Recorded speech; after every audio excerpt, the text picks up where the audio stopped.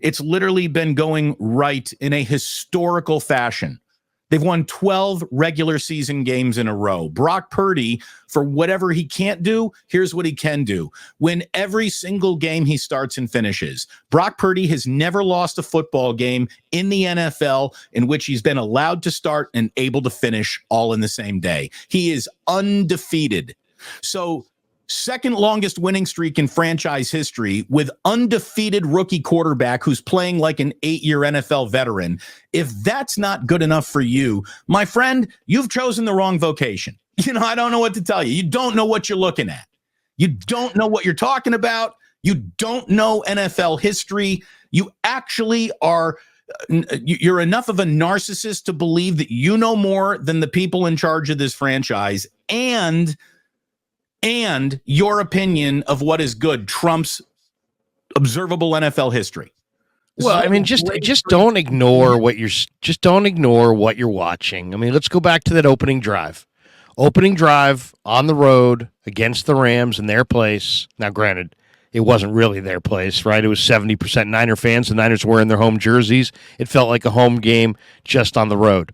But Brock Purdy on the first drive, 6 for 6, averaged 8.2 yards per attempt, got Ayuk, Debo, CMC, and Kittle at least one touch, mix in 5 CMC carries for 26 yards, including a 14-yard touchdown run.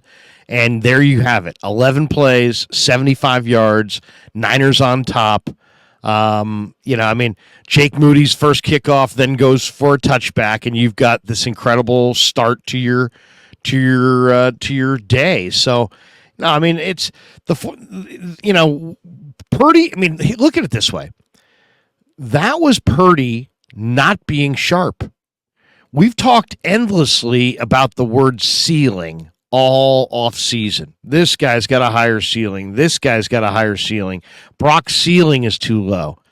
But we never, ever, ever discuss the floor. And in reality, if this is Brock's floor, where he didn't really play all that well, and he missed 3 or 4 deep balls, and they still score 30 on the road and beat a good football team in their building, and he has a perfect record, and the Niners have a 2-0 start on the road, I'll take it. I'll take this floor. And Purdy's going to connect on some of those deep balls, and it's like it wasn't like he didn't connect because he didn't have enough arm strength. He just overshot his guys. He overshot Debo. He overshot Jennings. He had 3 or 4 balls that were there, and he just overshot it. But to me, this is once again play. We talk about make a play, make a play, make a play, make a play. That's like the underlining call of action in football on either side of the football. Just make a play, just make a play. How about this? Avoid negative plays. That's what Breeze did. That's what Brady did. That's what Rodgers has done. That's what Joe did. That's how you win a ton of football games. You avoid the negative play. You throw the ball into the turf. Instead of throwing it in the middle of the field and floating it into a crowd, a la Jimmy Garoppolo, Jimmy was known as, look at the resiliency. He could bounce back from negative plays. Negative plays that he created. Yes, he could bounce back from negative plays that he created. I'd rather have a quarterback that doesn't create those negative plays and is not always trying to make amends. That's Brock Purdy in a nutshell. He took care of the football for the second week in a row, and that looks easy to do, and it isn't. Larry, there are an awful lot of cliches out there attached to the sport of football, right? I mean, one of them is it's not the plays you make, it's the mistakes you don't make. And that's where Purdy the rubber meets the road on him. You're right. It's the mistakes he doesn't make. And then beyond that, he is better than just like the game manager that some people are trying to throw him into that category. He escapes trouble. He's got foot speed. He knows his way around the pocket. He makes his reads. He remains patient. He'll stand in against the pressure, against the rush. There is a real, tangible, winning NFL quarterback in Brock Purdy, to where I would think he would have success if Kyle Shanahan weren't holding his hand through the beginning of his career. Like, this guy just looks like he can play professional football. I don't know any other way to say it. And the data point that I would have to back me up is he's never lost a game in which he's been allowed to start or finish. That's pretty good. That's a really nice start for a guy who is brand new at this and looks like an 8-year NFL veteran. Now, on the chat, I see someone, Carolina Sinatra, says, if they don't win the Super Bowl, this didn't mean shit.